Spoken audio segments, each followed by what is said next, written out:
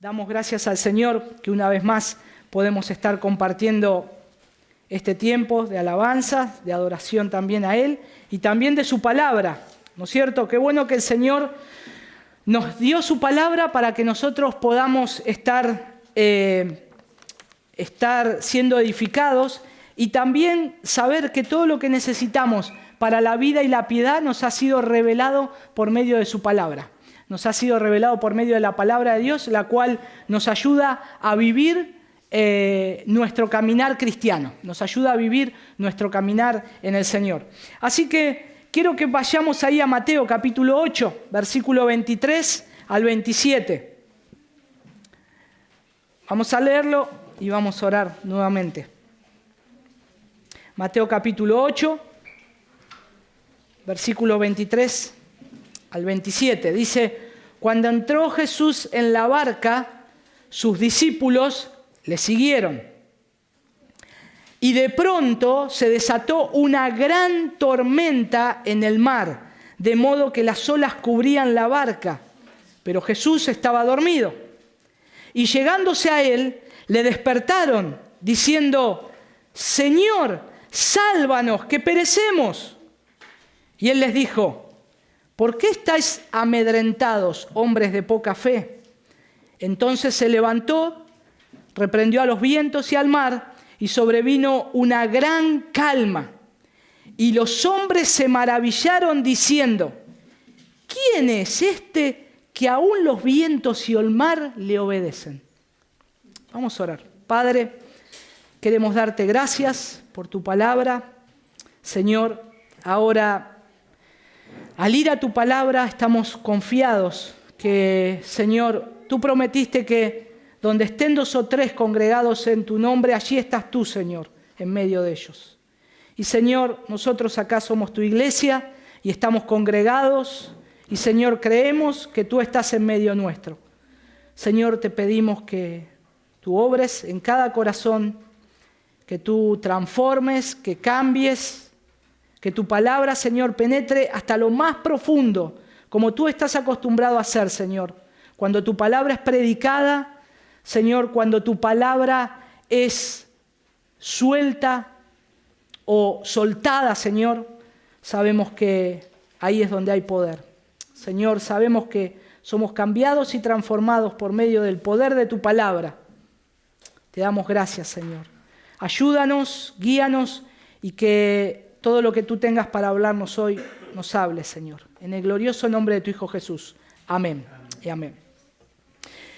Y siempre surge una pregunta, ¿no? ¿Cómo nosotros respondemos? O cómo nosotros, cuando en los momentos de prueba, en los momentos donde estamos desorientados, en los momentos donde vienen los temores, en esos momentos nos tenemos que hacer una pregunta.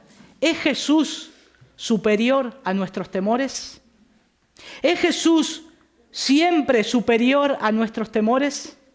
Porque hoy lo que vamos a ver en este relato, en esta narración, en esta parte de la historia, donde Jesús, ya después de un largo periodo de haber hecho sanidades, de haber estado con mucha gente, de haber pasado un largo tiempo con personas que lo seguían y Él oraba y Él sanaba a las personas. Recuerden que la naturaleza de Cristo era perfectamente hombre y perfectamente Dios. Y como perfectamente hombre, Jesús se cansaba como nosotros. Y Jesús tenía sueño. Y Jesús también sufrió tentaciones, como dice la palabra del Señor. Pero ahora la enseñanza que vamos a ver hoy nos lleva a una pregunta, y creo que es esta pregunta: ¿es Jesús superior a nuestros temores? ¿Es siempre Jesús superior a nuestros temores? Cuando vienen los temores en nuestra vida, cuando tenemos esas dudas, cuando no sabemos qué hacer, sabemos que tenemos que recurrir a Jesús. Sabemos que tenemos que ir a Él. Pero confiamos en Él. Pero sabemos quién es Jesús. Sabemos quién es aquel al cual cuando oramos, si hay un problema, le decimos, Señor, ayúdanos en este momento. ¿Sabemos quién es ese Señor que le estamos pidiendo tal y cual cosa? ¿Sabemos quién es Jesús? Y si sabemos quién es Él, sabemos que Él es superior a cualquier temor, a cualquier dificultad, a cualquier problema, aún cuando estemos al borde de la muerte. Y ahora en este texto que nos toca acá en Mateo, capítulo 8, 23 al 27, se ha interpretado a través de los siglos, se han propuesto algunas interpretaciones, podríamos decir, bastante fantasiosas de este milagro. Por ejemplo, y no es esto de ahora, del evangelismo moderno de hoy, no. Algunos dijeron alguna vez que el barco simboliza la iglesia. El barco es la iglesia, la barca es ahí la iglesia. Los que están en la iglesia con Jesús podrán enfrentar cualquier tormenta porque Él los protegerá. Y puede ser algo lógico. Hay una barca, está Jesús, los discípulos, y sí, tiene sentido. Tiene sentido esto.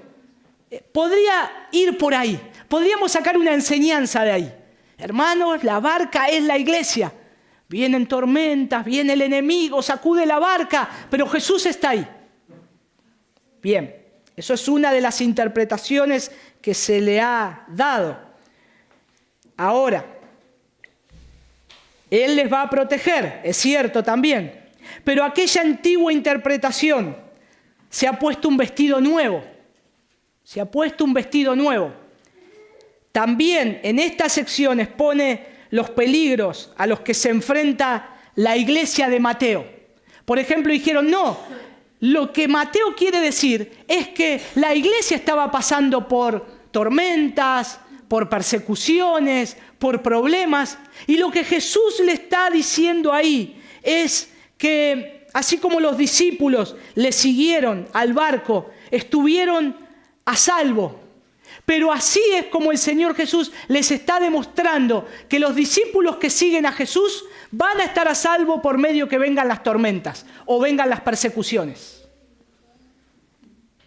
Pero no funciona así. No es esa enseñanza lo que Jesús les quería dar. No es la enseñanza de lo que la Escritura, lo que Mateo quiere llegar al punto de lo que él quiere decirnos. Lo que tenemos que prestar acá atención es comenzar a ver qué significa seguir a Jesús. ¿Qué significa seguir? Y entonces lo que está diciendo acá, que este verbo utilizado, cuando Jesús entró en la barca, sus discípulos le siguieron, ese seguir es una acción que puede hacer alguien o una multitud. Seguir a alguien, solamente seguirlo. Tal vez no con tantas convicciones, sino lo siguen a Jesús. Entonces, nosotros tenemos que ver que el seguir a Jesús no es señal de un verdadero discipulado. Ya lo vimos en el texto anterior, cuando aquellos querían seguir a Jesús. Y Jesús les demanda lo que costaba seguirle a Él. Pero el hecho de seguir a Jesús no simplemente es ser un discípulo del Señor. Yo puedo seguir a Jesús, pero no ser un discípulo de Jesús. Solamente lo sigo como una acción. La multitud va para allá y vamos con la multitud. Vamos hacia adelante, lo siguen a este hombre, sigámosle. Ahora bien, puede usarse para describir la acción de la multitud, no de los discípulos. Vamos a revisar ahí en Mateo, capítulo 4, versículo 25. Vamos a hacer una retrospectiva, vamos a ir hacia atrás, algo que ya vimos. Pero a recordar, Mateo 4, 25. Ya la fama de Jesús se había extendido. ¿Y qué dice que hacía la gente? Y le siguieron grandes multitudes de Galilea, Decápolis, Jerusalén y Judea y del otro lado del Jordán. Ahora, estos que le siguieron, ¿eran fieles seguidores de Jesús? ¿Eran discípulos de Jesús? ¿Eran cristianos convertidos, comprometidos? Señor, voy a morir con vos, voy a ir con vos. La palabra dice que solo le siguieron. solo le siguieron. Ahí en Mateo capítulo 8, un poquito más cerquita a lo que estamos viendo, Mateo 8:1. ¿Se acuerdan cuando él baja del monte de dar la enseñanza del sermón del monte? ¿Qué pasa? Bajó del monte, grandes multitudes le seguían. Le seguían. Si vemos en el versículo 10, dice, al oírlo Jesús, ahora esto lo voy a explicar porque tiene otro término de seguir. Al oírlo Jesús se maravilló y dijeron a los que le seguían, en verdad os digo que en Israel no he hallado en nadie una fe tan grande. Ahora, fíjense que ahí dijo a los que le seguían, él se da vuelta. Y no solamente estaban los discípulos, sino que había un montón de gente, había multitudes. Y él se refiere a todos. Y aún mayormente a los que eran del pueblo de Israel. En Mateo capítulo 12, versículo 15, vamos a adelantarnos un poquito acá. 12:15. Ahí a Jesús hace el milagro del hombre de la mano seca y dice, mas Jesús, sabiéndolo, se retiró de allí y muchos le siguieron y lo sanó a todos. ¿Pueden ver cómo seguir a Jesús significa no principalmente que es un verdadero creyente, que se puede seguir a Jesús, que siguen a Jesús?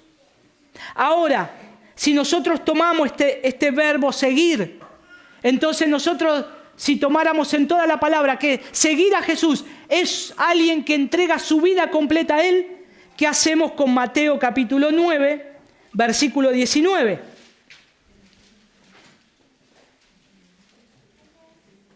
Ahí es al revés, es Jesús que sigue a alguien. Dice, y levantándose Jesús, los siguió y también sus discípulos. Porque acá estaba yendo a la casa del oficial. Y Jesús dice que los siguió. Pero cuando Jesús dice que los siguió, la palabra de Dios nos dice, Jesús los siguió, no es porque Él se entrega a ese oficial. Jesús está, bueno, ahora me rindo a Él, ahora yo soy un discípulo del oficial. No, sino que lo sigue, hace esa acción de seguir a alguien. Entonces, volviendo a nuestro texto de Mateo 8:23, podemos ver que los que siguen a Jesús lo pueden seguir como una acción simplemente de seguir a alguien. No porque están convencidos o conocen quién es esa persona. Pero acá están los discípulos, acá estaban los llamados del Señor, aquellos que Él había llamado por su gracia, por su voluntad. Entonces, tenemos que poner el enfoque en que Jesús y sus discípulos están siguiéndolo y están en esa barca. Pero también podría ser que haya alguien que no sea discípulo del Señor. También podría ser que haya alguien que no sea discípulo del Señor. Pero ahora el problema, hermanos, no es quién sigue a Jesús. Lo que Mateo nos está diciendo no es, yo no quiero demostrarle a ustedes qué es seguir a Jesús. Quiero dejarles en claro qué es seguir, pero no quiero poner el énfasis en eso. Mateo pone podríamos decir, aprieta la tinta muy fuerte en el versículo 27. ¿Quién es este hombre que aún los vientos y el mar le obedecen? Ahí está el punto. ¿Quién es Jesús? ¿Quién es este hombre? ¿Quién es este hombre? El punto no está ni en la barca, ni en la tormenta, sino que el punto está, ¿quién es Jesús? ¿Quién es el que está ahí? ¿Quién es? Ahora entra Jesús en la barca, sus discípulos le siguen, y dice el versículo 24, y de pronto. y de pronto se desató una gran tormenta en el mar. Las tormentas repentinas y violentas son frecuentes en Galilea. Son frecuentes en esa parte de ese tipo lago, pero que tiene una función que puede originarse en un viento caliente que viene del desierto, que contrasta con el frío de ese mar, de esa parte de agua. Y entonces cuando estas corrientes, este viento caliente y gaseoso que trae el aire del desierto, se junta, se convierte en una tormenta repentina. Se convierte en una tormenta repentina porque el lago comienza a hacerse una especie de caldera. Comienza a haber un vapor muy fuerte y comienza a originarse una tormenta muy, muy fuerte sobre el lago. Y nosotros tenemos que recordar que en aquel momento los barcos de los pescadores no eran superbuques como vemos hoy. Eran barcos que entraban 12, 13, 14, 15, varias personas. Pero tenemos que saber que para una tormenta tan fuerte, aunque estaban acostumbrados, ellos sabían que una embarcación no podía resistir. No podían resistir. Y posiblemente ellos hayan visto que en esas tormentas embarcaciones naufragaron. Pero ahora ahí está el Señor Jesús. Entra en la barca, los discípulos le siguen y se desata esa gran tormenta. Dice la palabra, de pronto se desató una gran tormenta. Dice que de modo que las olas cubrían la barca. Cubrían la barca, ¿saben qué es? Pasar por arriba, cubrir. Pero fíjense acá, Jesús estaba dormido. ¿Conocen personas que duermen aunque se les caiga la casa? Yo conozco, me conozco, por eso. Puede pasar un montón de cosas y estamos como un tronco, decimos, ¿no? Pero hermanos, recordemos que Jesús no se hace el dormido. No es que Jesús está jugando, dice que Jesús dormía sobre una parte del cabezal en la popa del barco. El versículo paralelo, el capítulo paralelo, Marcos, capítulo 4, da ese detalle, donde estaba Jesús durmiendo. Y dice que estaba en la popa del barco, adelante, donde justo había un cabezal. ¿Se acuerdan que Jesús dijo, el Hijo del Hombre no tiene dónde recostar su cabeza? Y ahí Jesús lo estaba demostrando. ¿Ustedes me quieren seguir? Yo no tengo un lugar cómodo para dormir. Y ahí lo estaba demostrando. Pero Jesús no es que se hacía el dormido. No es que estaba así, cerraba y veía con un ojo a ver cómo se arreglan esto. Hermanos, él estaba dormido del cansancio, un extremo agotamiento. Él estaba dormido. Y en ese momento nosotros tenemos que ver cómo venía la agenda de Jesús. ¿Se acuerdan que Jesús venía haciendo milagros en el capítulo 8? En el versículo 16. Dice 8:16, y al atardecer le trajeron muchos endemoniados y expulsó a los espíritus con su palabra y sanó a todos los que estaban enfermos. Jesús era hombre, estaba bajo esa condición de cuerpo de hombre. Tenía hambre, tenía sed, pero a su vez tenía cansancio. Y eso a un hombre lo agota. Y él estaba dormido.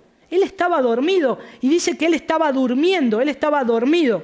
Y ahí dice que se llegan a él los discípulos. Y fíjense que los discípulos lo despiertan, diciendo, Señor, sálvanos que perecemos. Señor, sálvanos. Dice la NBI, dice, Señor, sálvanos que nos vamos a ahogar. Y era verdad, era una gran tormenta y se podían hundir y el barco se podía hundir.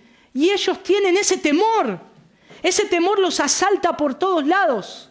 Pero como dice un comentarista en forma singular, Jesús no le reprende por molestarle por sus peticiones, sino por molestarse a sí mismo con sus temores. Interesante, ¿no? O sea, Jesús no... me estoy durmiendo, ¿qué hace? Estuve todo el día sanando enfermos, estoy recansado, ¿no saben? Encima tengo que pasar al otro lado, seguir echando demonios. Déjenme dormir un poco. No. Jesús no se molesta por eso. Jesús se molesta porque ellos tienen tanto temor que están olvidando quién está con Él, quién está con ellos.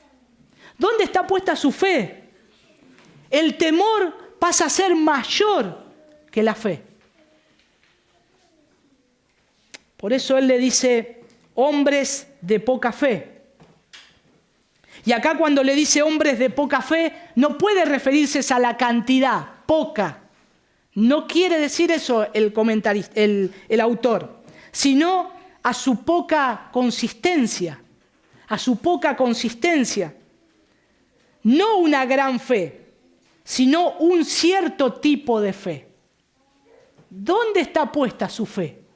No está diciendo, si ustedes tienen fe, como les dijo, si tienen fe como un grano de mostaza, le dicen a este monte, quítese. No le está diciendo, tienen poquita fe, porque el grano de mostaza es chiquitito, sino le está diciendo la consistencia de esa fe. Esa consistencia, esa fe no es consistente, es un cierto tipo de fe. Porque Jesús presupone que la auténtica fe aparta el temor, aparta el temor. La auténtica fe aparta el temor. Por eso era lo que ellos no tenían, y tenían mucho temor. Y reprende a sus discípulos, porque en este caso el temor de ellos había desplazado esa fe. Ellos tenían tanto temor que la fe se fue. La fe se fue. ¿No pasa eso a veces con nosotros? Tenemos problemas, hay temores y la fe se va. No tengo fe. Y el Señor no nos va a reprender porque es mucha o poca, sino que nos va a decir el criterio de lo que es esa fe. ¿En qué tenés puesta? ¿Qué cierto tipo de fe tenés en Jesús? Si verdaderamente le conoces a Él. Si verdaderamente le estás siguiendo y estás conociendo quién es Jesús, entonces tenés que tener un cierto tipo de fe. En Él, fe en Jesús, porque le estamos conociendo. Y está claro que tenían la fe suficiente para buscar a Jesús. ¿Tenían la fe suficiente para buscar a Jesús? Sí, porque ¿a quién van a ver en medio de ese problema? A Jesús. No es que dicen, no despierten al maestro, está recansado, arreglémosla entre nosotros, alcanzame una soga, tirá esto. No, ellos directamente van a aquel que los puede salvar, porque saben que están perdidos. Su fe fue desplazada y ellos van a buscar a Jesús. Y está bien que hayan ido a buscar a Jesús, porque es Él el que nos va a responder. Está bien que ellos hayan buscado a Jesús, volverse a Él en ayuda. Pero la desesperación de su clamor y sus sorprendidos comentarios después del milagro demuestra que su fe no era demasiado madura. Su fe no era demasiado madura. ¿Saben por qué? Están en problemas, se están a punto de ahogar, el barco se está por hundir. Ellos dicen, muchachos, Jesús, Él es el único que nos puede salvar. Vamos a Él, van. Su fe había sido desplazada, pero no importa, lo buscan a Él. Jesús, salvanos. Pero ¿cómo nos damos cuenta que la fe de ellos era inmadura? Porque cuando Jesús hace el milagro, ellos se sorprenden, quedan con la boca abierta y dicen, ¿quién es este hombre que aún el viento y el mar le obedecen? ¿Cómo? ¿No le estaban siguiendo? ¿No vieron los milagros de Jesús? ¿No vieron lo que Él hizo? ¿Lo que estaba haciendo? Pero ellos tenían un cierto tipo de fe. Ellos todavía no estaban conociendo bien a Jesús. Lo estaban siguiendo, pero todavía no le conocían correctamente. Por eso Jesús les dice, hombres de poca fe. Hombres de poca fe, ¿por qué estáis amedrentados? ¿Por qué están temerosos? los cristianos actuales simpatizaremos con los discípulos un poco cuando recordemos nuestras propias oraciones.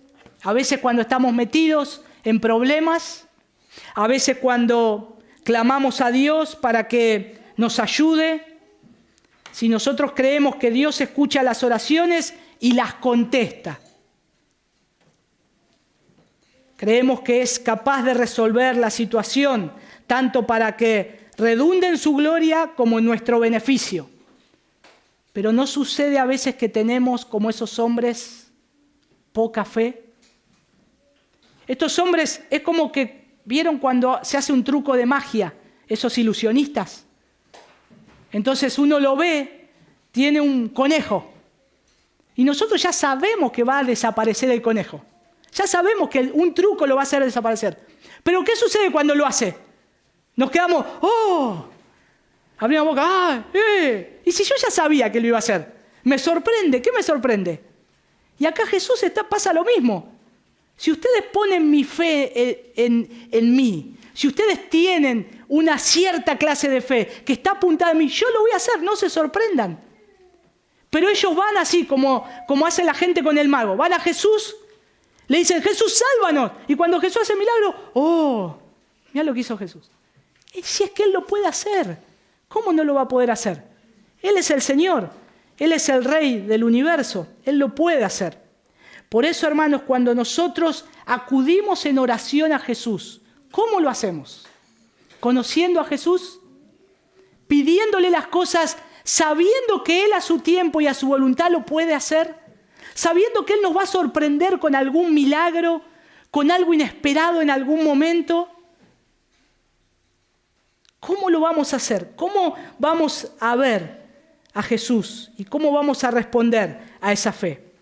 Es entonces cuando alzamos nuestras voces con una renovada comprensión, cuando pareciera que la luz nos sorprende, cuando parece que no hay consuelos, llega esa lluvia que nos alegra. Oramos al Señor, Señor, estoy pasando un mal momento, un mal tiempo, y en un momento viene ese cálido refresco del Señor. Viene esa lluvia que nos alegra. No podrá acontecernos donde Él no pueda ayudarnos. Él nos puede ayudar en todo momento, en todo momento. Cuando estamos afligidos y decimos, esta situación me superó, pero no hay nadie que la pueda solucionar. No, Jesús está ahí. Y si conocemos a Jesús y creemos que Él lo puede hacer, por supuesto que Él lo puede hacer. Porque Él es poderoso. Por supuesto que Él lo puede hacer, que Él puede obrar conforme a su voluntad. Porque es el Señor también que otorga a las flores vestido. ¿Cómo no nos dará a nosotros también todas las cosas? Si valemos mucho más, valemos mucho más. Pero la deficiencia más seria de la fe que manifiestan los discípulos radicaba en su incapacidad de reconocer quién era realmente Jesús. Si hubieran entendido el tipo de Mesías que era Jesús, si hubieran entendido quién era Jesús, si ellos conocían cómo Jesús llegó al mundo, si ellos entendían que Él había venido de Dios, si ellos entendían que era el Mesías prometido, si ellos entendían que el Mesías debía sufrir y debía morir en una cruz, como fue profetizado por nuestros pecados. ¿Cómo ellos podrían pensar que Jesús iba a morir ahogado? Jesús no podía morir ahogado. Si ellos hubiesen conocido a Jesús, ellos tendrían que haber dicho, no, la historia no termina así. La historia termina que Jesús muere crucificado, porque es como tiene que morir el cordero inmolado, no ahogado. El cordero no muere ahogado. El cordero muere derramando sangre para expiación de nuestros pecados. Por lo tanto, ese barco nunca se podía hundir. Estaba Jesús ahí y Él tenía que cumplir un propósito eterno. Por lo tanto, ellos no conocían a Jesús y no sabían quién verdaderamente era Él. Si hubieran entendido el tipo de Mesías que era Jesús. es que una tormenta podría haber acabado con su vida? ¿Creemos que si los discípulos no lo despiertan, creemos que la tormenta acabaría con la vida de Jesús? No, pero no solo porque conocemos el final y sabemos cómo sigue la historia, sino porque no se podía, no podía. Dios ya había planificado, ya tenía un plan para su hijo. No había nada que lo pueda anegar. Y la idea que expresa Mateo no solamente es que una tormenta no podía acabar con la vida de quien es el agente de toda creación. No podía acabar con él. La idea que expresa Mateo cuando registra los comentarios de sus discípulos: no han comprendido todavía quién es él, y precisamente por eso su fe es deplorable. Deplorable es su fe. No tenían la fe suficiente en quién era Jesús. Y cuando nosotros oramos al Señor, nosotros sabemos que Jesús va a venir en gloria, que Jesús va a venir a buscar a su iglesia, que nosotros tenemos una vida eterna mejor de la que estamos pasando ahora, que los sufrimientos se van a acabar. Si nosotros conocemos esas cosas, conocemos lo que Jesús prometió, conocemos a nuestro Jesús, a nuestro Cristo reinante y triunfante, ¿por qué a veces tenemos ese mismo tipo de fe tan deplorable? Porque es como acá, Jesús nos está diciendo: no se preocupen, yo que oré por ustedes, voy a estar todos los días hasta el fin del mundo. No se preocupen, ¿qué les prometí? Que ustedes van a estar en mi presencia, en mi gozo. ¿Qué les prometí? Que yo, cuando agarro a alguien y comienzo a obrar en alguien y a transformar una vida, no voy a destruir esa vida, la voy a perfeccionar hasta el día que se encuentren conmigo. Pero a veces dudamos, y a veces dudamos porque no conocemos bien todavía a Jesús. No conocemos quién es nuestro Salvador y que Él está ahí y que Él va a cumplir su palabra. Ahora, fíjense lo glorioso que es nuestro Señor. Cómo demuestra que Él es perfectamente hombre y que es perfectamente Dios. Y me encanta cuando dice acá la palabra del Señor, que de pronto se desató una gran tormenta. Y el versículo 26, en la última parte, dice entonces. Dice de pronto viene una tormenta. Está ahí la tormenta todavía. Pero ahora dice entonces. Como que va a haber un punto final. Como que va a haber algo que se va a acabar. Entonces Jesús se levanta. Entonces se levantó. Cuando Jesús se levanta, no se queda dormido. Él podría haber dicho de reojos: calla, enmudece y seguir durmiendo.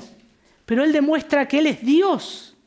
Está ahí el Hijo del Hombre. Se levanta.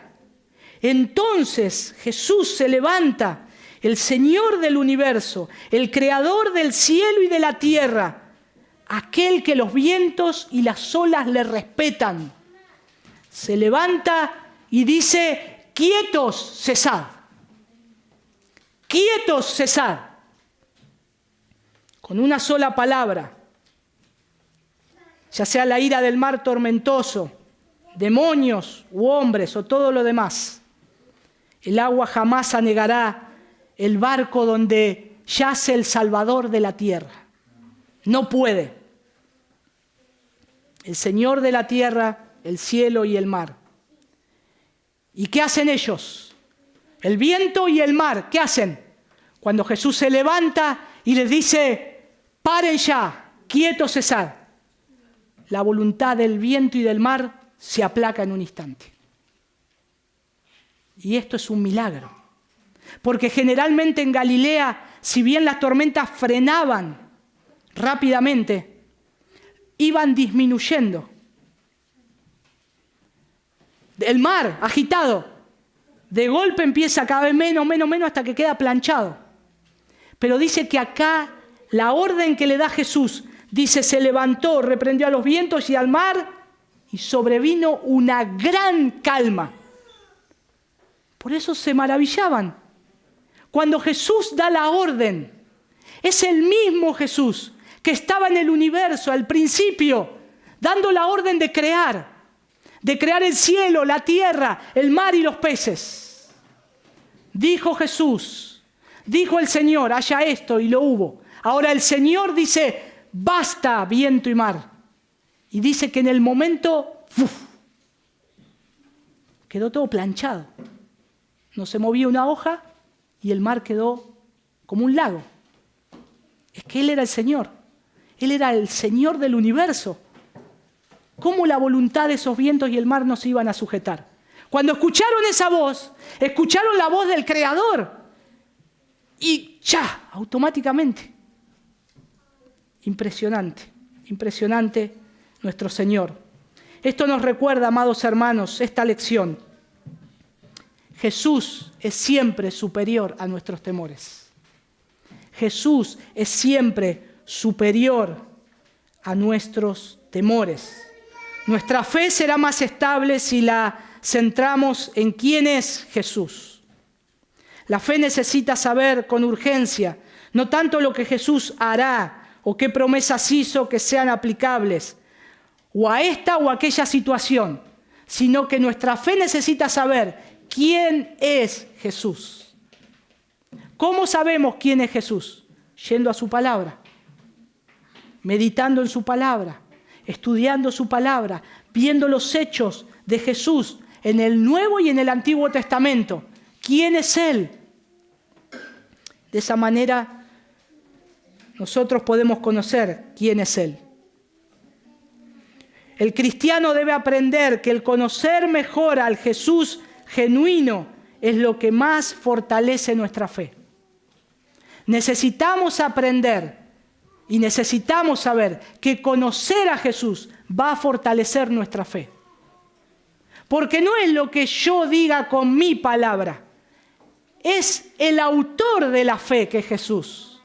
No solo el autor, Él es el autor y consumador de la fe. De esa fe que se nos dio un día para creer y de esa fe que nos va a sostener hasta el día que estemos con Él en su presencia. Es Él, es solamente Él, conocerle a Él. Y descubrimos con un gozo creciente que Jesús es mucho más maravilloso de lo que esperábamos. Y este Jesús nos combina la autoridad de un rey y el corazón de un siervo. Jesús ahí demuestra su autoridad delante de los discípulos. Él es el Señor. Él es aquel el cual el viento y los mares le obedecen. Él es el Rey. Y acá Jesús está dormido en el barco, exhausto, pero nosotros vemos que Él sigue siendo el Señor de todo. El Señor de lo que va a pasar en ese momento, el Señor de la vida de cada uno de ellos, porque cada uno de ellos tenía un plan específico. No iban a morir ahogados. El Señor sabía que se iban a salvar.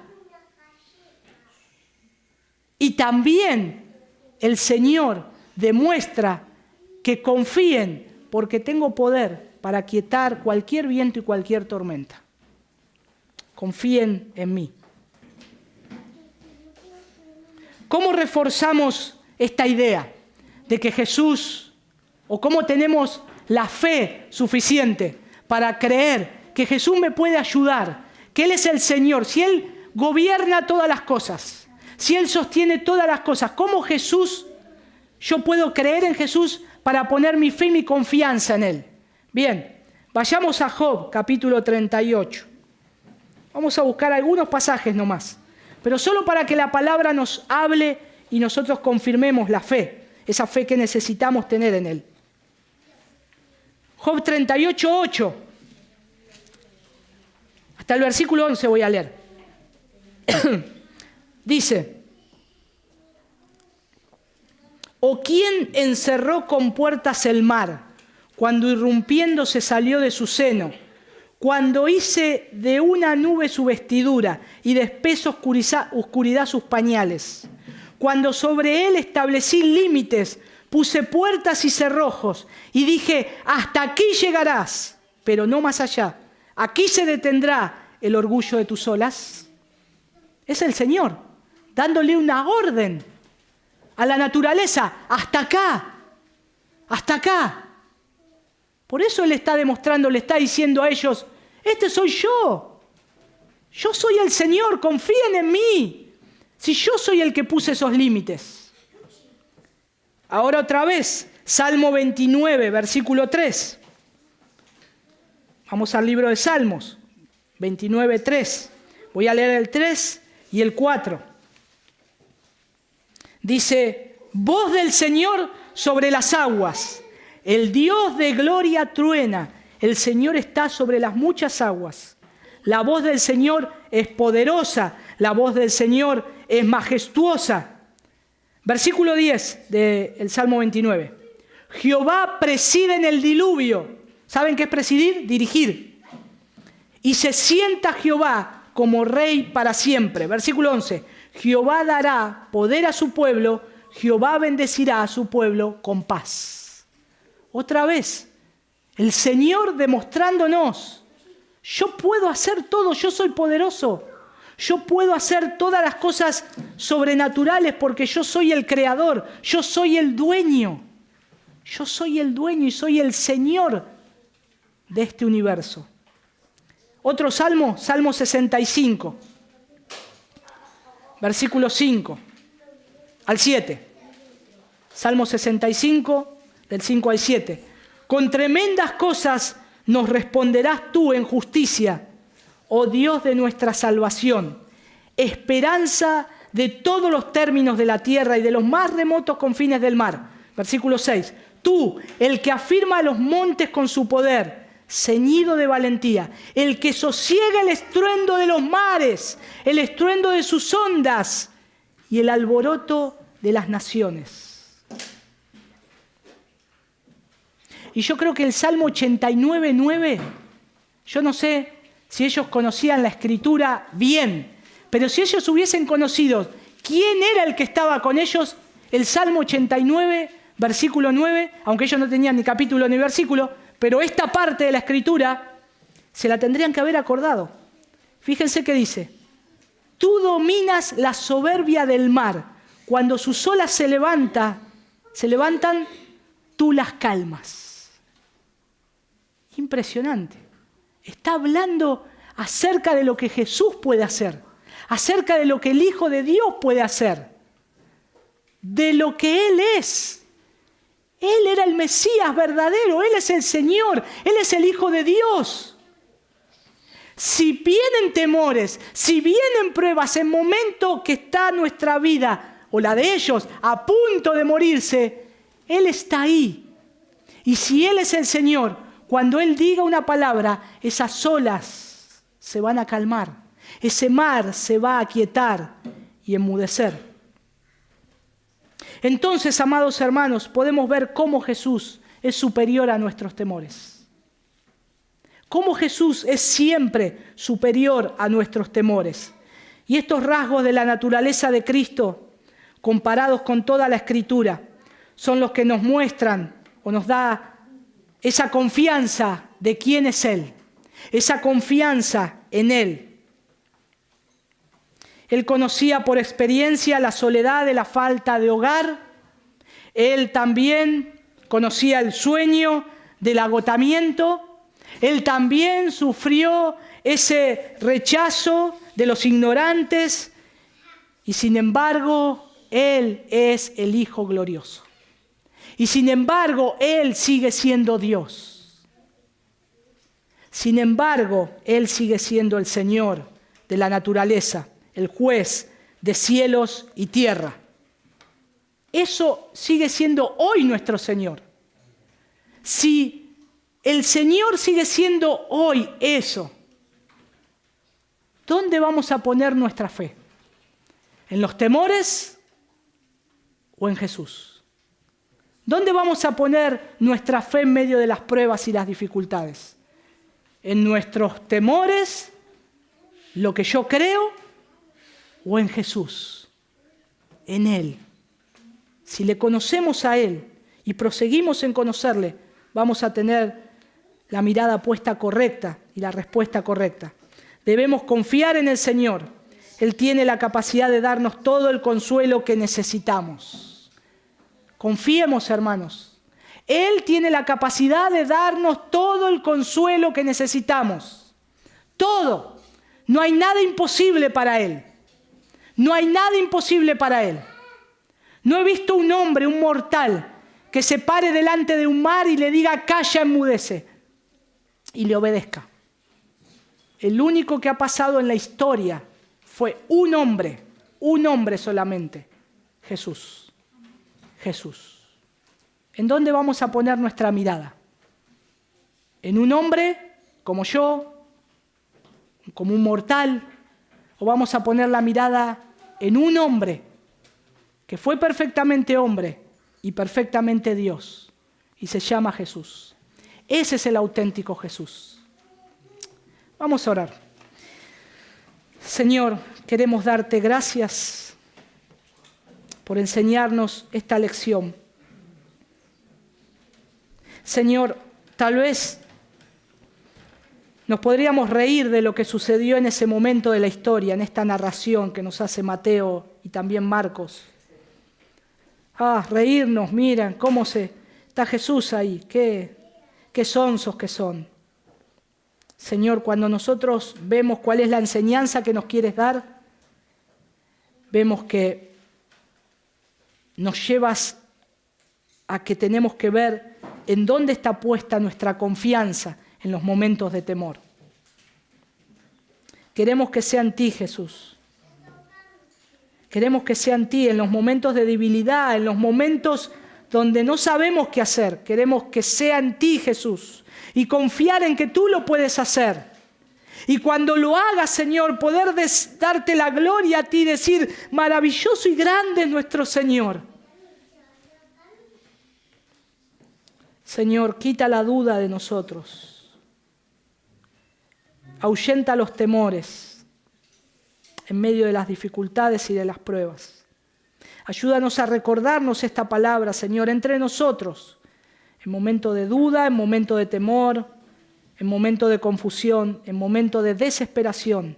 Ayúdanos, Señor, a ver que tú estás al lado nuestro, como has prometido, y que tú tienes poder para hacer todo cuanto tu voluntad ya haya determinado con nosotros.